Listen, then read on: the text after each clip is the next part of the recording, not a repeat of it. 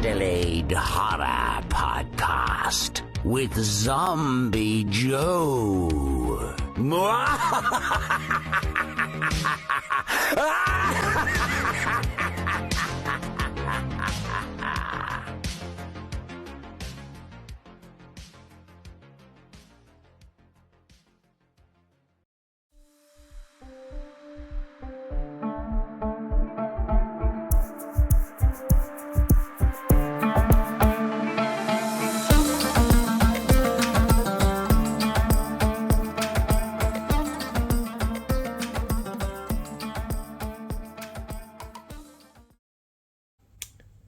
Hi and welcome to the Adelaide Horror Podcast. This is your host Zombie Joe.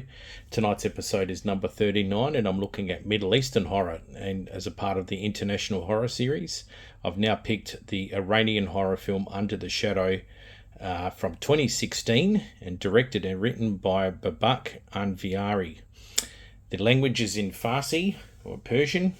The film's location is Tehran. The runtime is an hour and 20 minutes. I'm going to give this an 8 out of 10. Yes, it is a first-time horror movie. This is low-level jump scares. The music and the kind of camera angling and the suspense between that's delivered by the actors and actresses, especially the little girl, is really done really, really well. So there's this tense atmosphere for the majority of the film, which is really good. So you actually don't need that stereotypical kind of Western jump scare to give you the heebies. This will do this quite on its own. So yeah, absolutely first time horror for that one. There's no gore, there's no blood, so that's pretty good. So yeah, this is a real good one actually. As long as the person is okay with reading closed caption, you'll be fine. Personally, with myself, what I find is I have closed caption in yellow, and I find that easier to read rather than white. So maybe try that as a suggestion if you're struggling to watch a foreign movie with the subtitles. See if you can flick them to yellow. It was released in 2016 and it was a Netflix release, so it's still available now on Netflix. So this was released worldwide on Netflix back in 2016. It's a small cast for this one, and that's why I thought it was really, really great, because all these actors and actresses carried the movie, and especially because the majority of this film you are focused on the mum and the daughter and her husband and father, and then the neighbours come into the picture once there's some bombing and shelling that starts to happen. Everyone meets in the apartment cellar. That's the bomb shelter, and that's where you actually meet all the characters for the first time, which I thought was quite clever how they've done that. So it's kind of just slap bang. In one group you're introduced to everybody, and then as the movie goes on you slowly interact with each characters individually, and the story kind of progresses on through that, which was really, really great. So let's look at this cast. So the cast, I'll just have Shideh. Now I apologise for the names for mispronouncing them. So Shideh is the main character. She's the wife and the mother. It's Nargis Rashidi. That's who plays the character. Iraja is Bobby Naraldi, and he's the husband and the dad. And also Dorsa is the daughter of both, and who is played by Avin Mashidi. And starring alongside her is her doll, her prize doll, Camilla. And Camilla plays a really important part of this, and this is why I dubbed this movie the Iranian Babadook. This is pretty much the best way to describe this film. So if you have seen the Babadook and you dig it, you'll really like this one too. So yeah, it comes highly recommended. Next is Mr. and Mrs. Ibrahimi, played by Ray Haritan and Arim Gashimi. They're the landlords of the apartment block. And then there is Mr. and Mrs. Farquhar, Fakur, Mr. and Mrs. anyway, and so Susan Farrakania and Hamid Devajadin.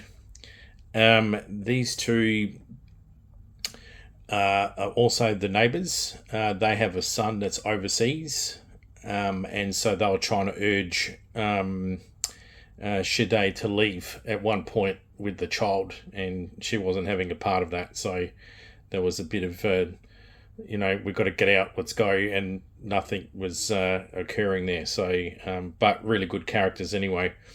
And Paragol, so Pargol, and she's played by Hidi the Janati Ate. And anyway, she comes in a really good part of the film where she does a bit of a mini info dump on what they're dealing with in the apartment block when all the scary stuff starts to happen. And so, yeah, there's a little mini info dumps. And again, like I've said with other international horror films, the sprinkling of info dumps are done so well in an international film as opposed to a Western one, where the Western one is like reverse the dump truck and fucking bang. Like within 30 minutes of this movie, the info dump truck turns up and just sprays it all over the place. Is whether this is like magic dust sprinkled right through the whole entire film. So that's why I dug it as well. So basically the two movies that will coincide with this is, funnily enough, Wishmaster from 1998, I believe, with Darius Dorff and his lovely voice. I wish I had his voice, man. That'd be so cool. You have 3 wishes. I've been practicing anyway. Wishmaster, because he's a jinn through this thing. And again, this is a Persian movie, so this is about a jinn that attaches itself to one of the kids. Anyway, I'll explain it in a second. And so there you go. So the Babadook and Wishmaster are the two kind of unrelated Western movies that can connect to this one as a horrible mention. Yes, anyway, I digress. So, Under the Shadow, 2016, it's set in Tehran in 1988. So, at this time, 1979 was the revolution that happened in Iran. Prior to that, it wasn't under a regime, but once obviously the fighting sides had lost, and so in 79 the regime took over, and that is the same Iranian regime that we have now to date. So this is set in 1988. In this movie, Iraq invades Iran in this one, and so the Iraq-Iranian war starts. At the very start of the film, we're introduced to Shade, and she's having an interview with her old university. And so this is 10 years after the regime, and she's trying to reapply into med school, and the dean or principal of this school has denied her because he said basically you were a leftist protester back in the day, and you were the regime that's in power now, and so you're not allowed, and you're a woman. So that's kind of how it went. And so she comes back home, and she's just in this jilted, frustrated, angry, depressed state. And she pretty much stays in that state the whole entire film. She doesn't ease up. There's no smiling. There's no happiness. There's no nothing. She is just broken. She's a broken woman. Everything she's gone for is now been swept away because of what she stood up for. And so that really plays into what then happens afterwards with the jinn. So the daughter is kind of walking on eggshells around her mum now, because her mum's, way past, 10 past pissed off and about what's gone down.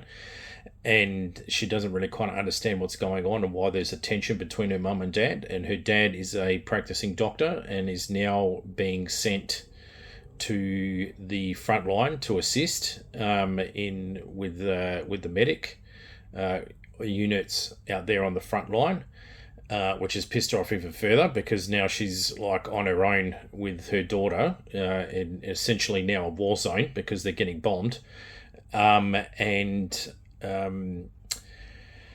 So there's a tension in there, and he's kind of said, well, if you didn't, be so free with your protesting, you wouldn't have, been in this predicament. So he kind of threw it back on her a bit. So it kind of gives you a window of the psyche and mentality of what's going on in this country and the men towards its women and so forth and so on. So there's that interesting kind of window that the director wanted to show the Western world, obviously from my personal experience being Iranian himself and growing up at that time.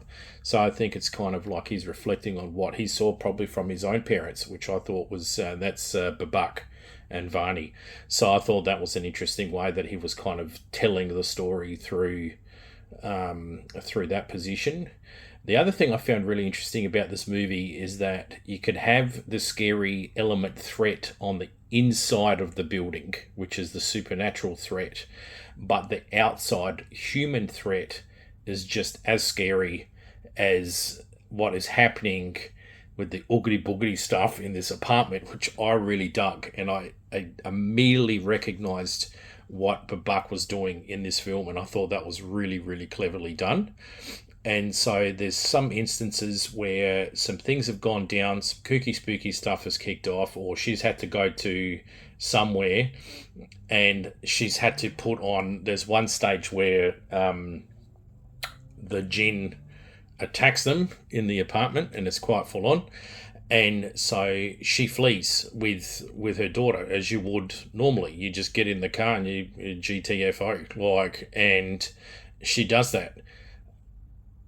The problem with that is she's not wearing her hijab when she does. She just gets out and goes, and she doesn't have any covering on, and she gets pulled in by the police for that, and she's released because the guy says, I only know because I know your dad, and as a favor you're blah blah blah. So she gets let off, but in reality what's actually happening now in Iran for real is not that at all.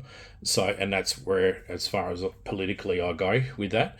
But that's just giving you an example of, and again, what Babak is trying to do with this film is try to show the Western world what it is, that you could have a supernatural threat. You're just naturally running for your life, but then you're in danger of your life in real life with actual humans that don't understand what's going on because they're too busy worrying about what you're wearing, as opposed to trying to just survive. So that was an interesting scenario when that occurred. When the first shelling starts to occur, the shelling is around the apartment block. So the alarms go on and they go inside the house, and there's some breaking of glass and stuff because the reverberation of the explosions are blowing in the glass. So and they're all downstairs in the basement. It's there when they're downstairs in the basement that Dorsa starts talking with a little boy down there. The little boy is whispering to her and is down there with her, and they're playing, secretly together and all that stuff, like kids do. It's nothing really full on, and so that's what's happening there. And we get to meet the other characters than the neighbors in the building. So while that's happening, and then the scene changes and we kind of go back upstairs again, and they kind of sort out what's going on. So they realise that they have to repair their windows. And that's why in the title page you see the square with the cross window and her looking out the window with this cross facing in it, because the cross across the window is keeping the window from imploding inwards. And so that's the predominant thing. While this window is getting repaired, there's another incident that occurs, and so the jinn is kind of released into the apartment block with them, and is more involving itself with Dorsa. So kind of in a way, it's kind of slash a bit The Conjuring, like the Middle Eastern Conjuring at this point. Or the Middle Eastern answer to The Conjuring anyway. So it's interesting in that sense, where the kid is kind of going, oh, well, such and such is telling me that such and such, and the mum's kind of going, what are you talking about? So a kind of a bit of a verbal to and fro. This is starting to happen, right? And we've all seen this dialogue before in these kind of movies, so I won't really get into that. But what happens is the jinn, as the mythology goes, starts to become mischievous and starts to fuck around with people's things. And so what happens is it takes the doll and hides Camilla, and that sets Dorsa versus Shade at full speed. Like, Dad's not here anymore. It's just her and her daughter. She's in her mental state. Dorsa is now absolutely spewing because her doll is gone and she's freaking out. And so there's this clash between the mum and the child. And this is where you can kind of say this is where the Babadook kind of steps in, and that tenseness and depression and anxiety heightened scenarios. And so at the same time, what the Jim does is then takes her Jane Fonda tape, which she's very keen on, and that she does exercises through, and destroys the tape. So then she thinks, so it's to look that Dorsa has gone and grabbed her Jane Fonda tape and has hidden it and then has destroyed it. So in between this period of time, a gentleman from the outside has come in to repair the window, and this is again where Babak wanted to show you how you had to be careful at this period of time. Because of having certain things that would be forbidden under the regime. So, for example, when this guy comes to do the window, she had to quickly get herself with the hijab on and cover up. And prior to that, she was in her gym wear, where she has no head covering on. She's in her gym wear. She's in her house. She's not covered at all. She's wearing some gym, equivalent to that Laura Jane gym wear. There's no way she'd be allowed to wear that out on the street. So this guy comes in. She had to quickly cover up and kind of, So Babak's really good in introducing that Shade is really, even 9 years on, it's 1988, it's kind of 9 years on from the revolution, and she's still struggling to shake off the old Iran, how it used to be, where you didn't have to do the covering up and all that, and now she's very Western in her approach, or very liberal, very carefree with how she was, and she didn't have to, but now she has to under this regime, and she keeps making these mistakes, and she gets frustrated. And so anyway, while she's there, she's saying, I haven't got your tape, and Dorsa comes in by accident and starts talking about the VHS tape, and Shade's kind of giving her the eye, shut the fuck up, there's this guy here who's going to report me, kind of thing. And you can tell he's looking at the window, and then he's looking and he does this smirk as to say oh, I know something now. So you don't know where that goes, but again, it shows you that Babak wanted to show you that threat is that even your neighbours will dob you in to the authorities and you get into trouble, and if not, imprisoned or even death. It's quite serious. And so Babak wanted to show you that human threat that's there as opposed to the supernatural one. And again, like I said before, I really dug that. So that was one scenario where that happens, and there's a few throughout the movie. I won't tell you all of it. I'll let you know. Once you now know the gist, definitely check it out and you'll dig it. So when the next set of shelling occurs, this missile actually hits the apartment block this time around, and the landlord's husband is upstairs, and it goes into the lounge room, and he's stuck on the chair and he has a heart attack. And there's a big crack in the ceiling, above their Shaday's apartment now, because the apartment above it is where the missile hit, and where the tip of the missile hit has now created this crack and dent in her ceiling.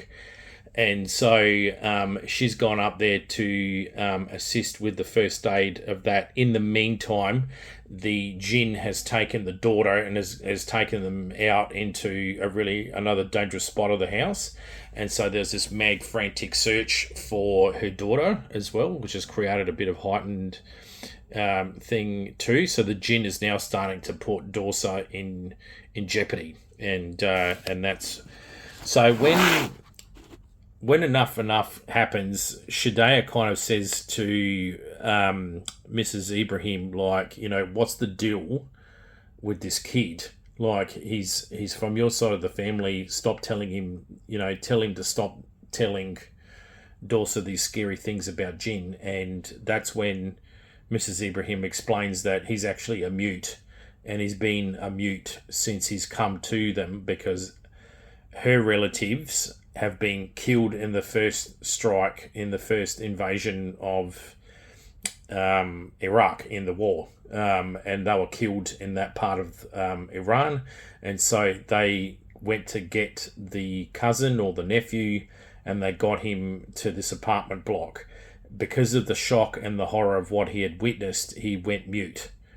And he's unable to speak. And he's very traumatized, and that's the thing. So what they're suggesting is that the jinn later has attached itself to this boy, and this boy has now traveled to this apartment block, and the jinn has detached from him and now has attached to Dorsa and Shideh with their torment and their obviously their anxiety and depression and anger was quite strong. And that attracted the jinn. So the jinn then attached itself to them and let go of the boy. So the boy's trauma wasn't enough anymore. It was more delicious to kind of hang into these two. And so the jinn shifts over to them. And so Shahid's kind of dealing with that. And then it kind of progresses on. As the movie goes on, the neighbours start to leave. And so the Ibrahimi leaves, then the Frakawa couple leave because their son's in Europe, and they said, come and live with us in Paris, get out of there now. So that's what they've done. They've got out. The Ibrahimis are the last ones to actually leave with the little boy. So he leaves, but the creepy stuff's still occurring. So then, case in point, it shows you that the jinn is actually attached to them now, and, the kids... Yesterday's news. And Paraguay is the last neighbour as well there, and she explains about the jinn. So she does the info dump on the jinn, saying that the jinn will attach itself to you if these misfortunes keep occurring, and what your daughter is seeing is actually a jinn.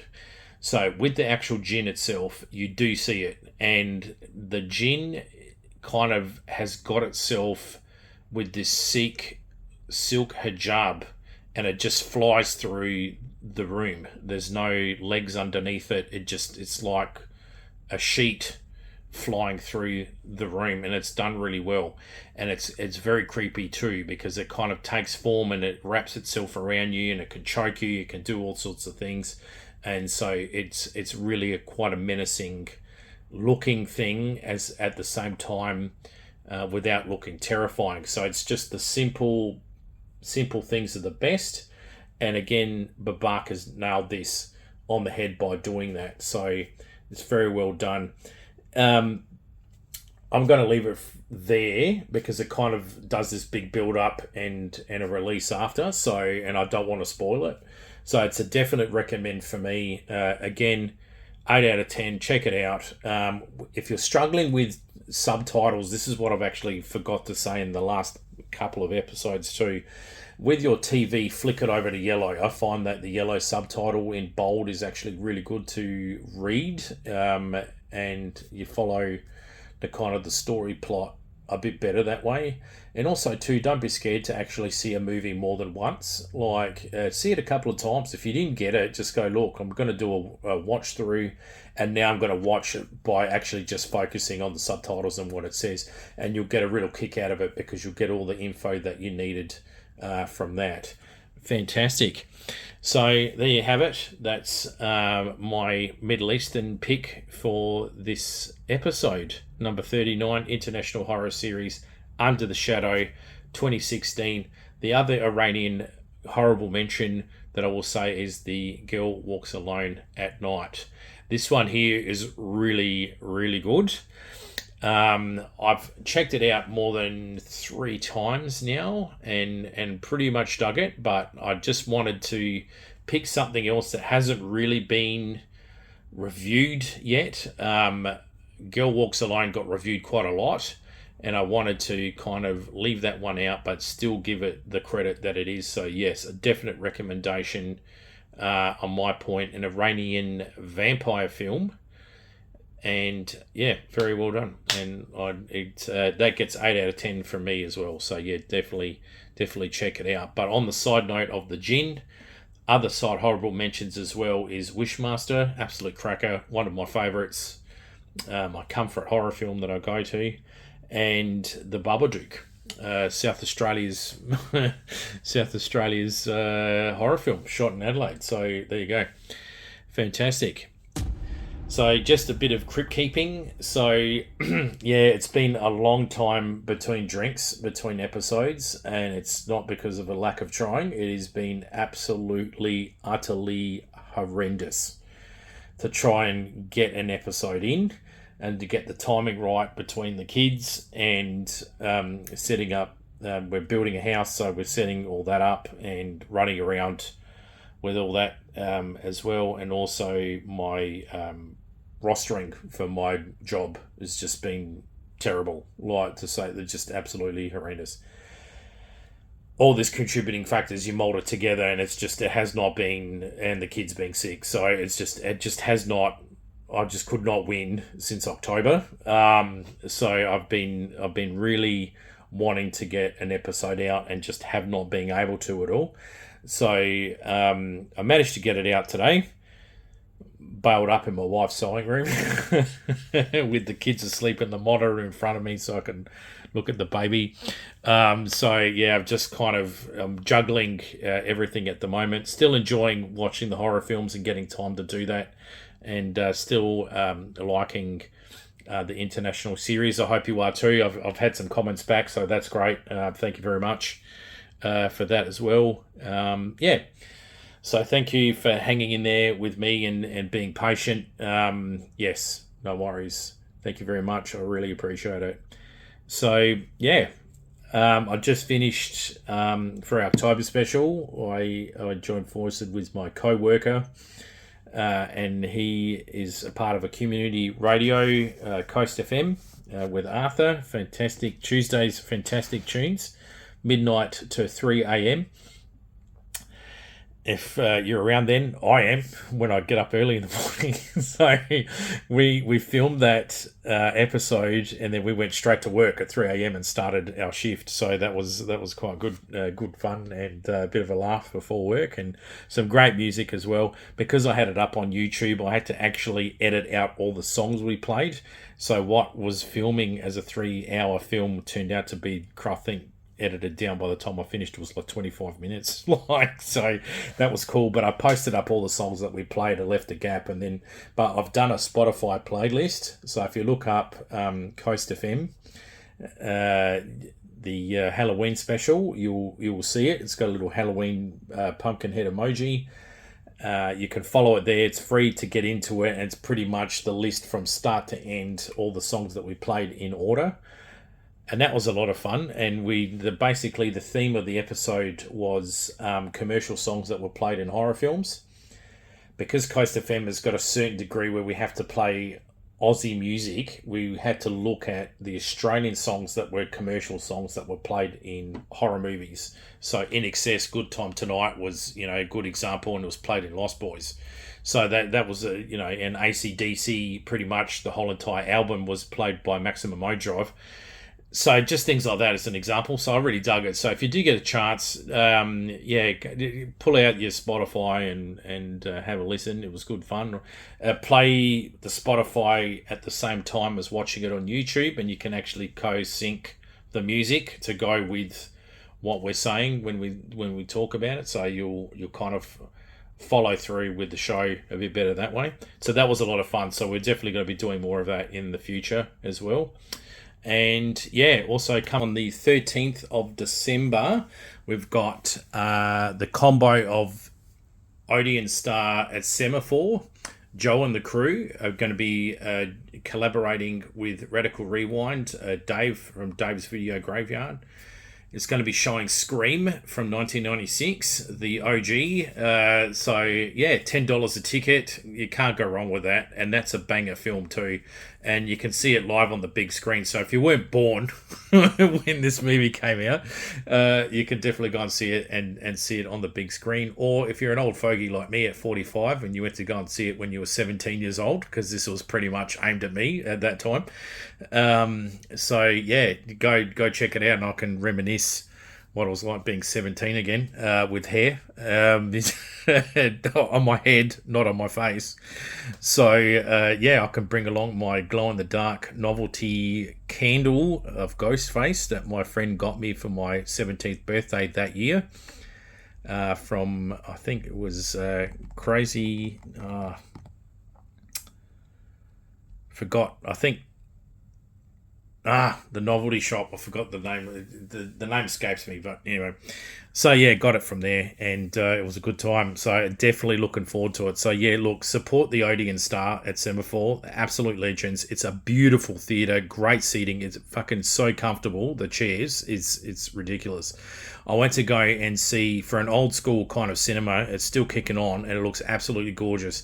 And I went in there and went to go and see Ninja Turtles when Radical Rewind did Ninja Turtles, and it just took me straight back to that 80s kind of going out to the cinema, and I just dug it so much, and it was really great, and I was looking forward to each and every single other film that they released, but my fucking work roster got in the way again and completely destroyed any chance of me being able to do it. So I missed out all these other ones, so I looked, and miraculously enough I was actually free on the 12th, so I've made sure I've bought a ticket and I am going to be there to see Scream. There's no way I'm going to miss this one out. And catch up with Dave and, see Joe and the crew from the Odeon Star at Semaphore. They do a fantastic job. Support this local business. It's a really, really good cinema.